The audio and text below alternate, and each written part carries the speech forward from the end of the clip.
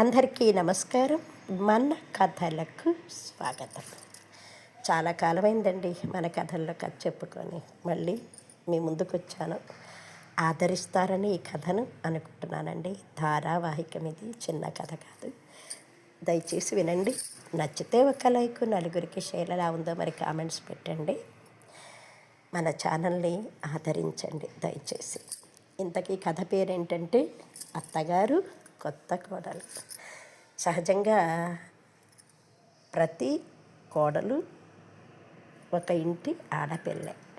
ప్రతి అత్తగారు ఒక ఇంటికి కోడలే, తర్వాతనే అత్తగారి స్థానంలోకి వస్తుంది.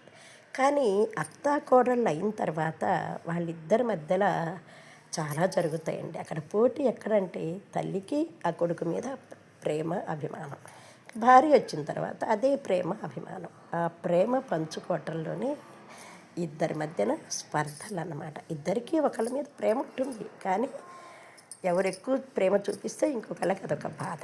అదే అత్తాకోడల. ఎట్లా ఉంటుందో మీరు చూద్దరు కానిలేండి. తినబోతూ రుచి ఎందుకు చెప్పండి, మరి వినండి. అదొక పల్లెటూరు అండి.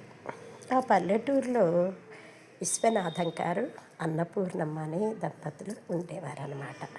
విశ్వనాథం గారు కాస్త మెతక మనిషి. అన్నపూర్ణమ్మ పేరుకు తగ్గట్టే ఆప్యాయతగా బుడ్డించటంలో కానీ, ప్రేమగా చూడటంలో కానీ నిజంగా మా అన్నపూర్ణమ్మే పేరుకు తగ్గట్టే ఉంటుంది. ఇంకా కోపం వచ్చిందనుకోండి చెడామడా తిట్టేస్తుంది. అది భర్త అయినా కానీ, బిడ్డలైనా కానీ, ఇంట్లో ఎవరైనా సరే, కూలి వాళ్ళైనా సరే, అలాగే బంధువులైనా సరే.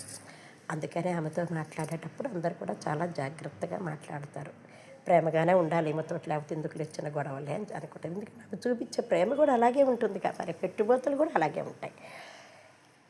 20 ఎకరాల పొలం ఉంది. చక్కగా కొబ్బరి తోటలు, అరటి తోటలు, మామిడి తోటలు ఉన్నాయి. ఇంక ఇంట్లో 10 గేదెలు ఉన్నాయి.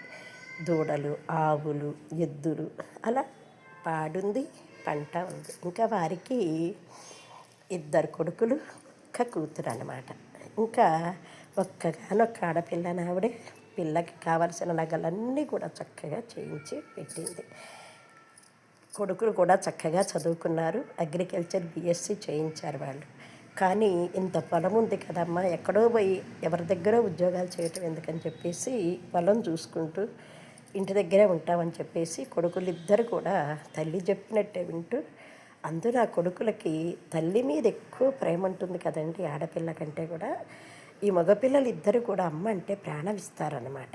వాళ్ళ అమ్మ ఎంత చెప్తే అంతనే. మరి నీ ఇష్టం అమ్మ, మేము పట్టణాల్లో ఉద్యోగం చేయమంటే చేస్తాం, లేకపోతే నీ దగ్గరే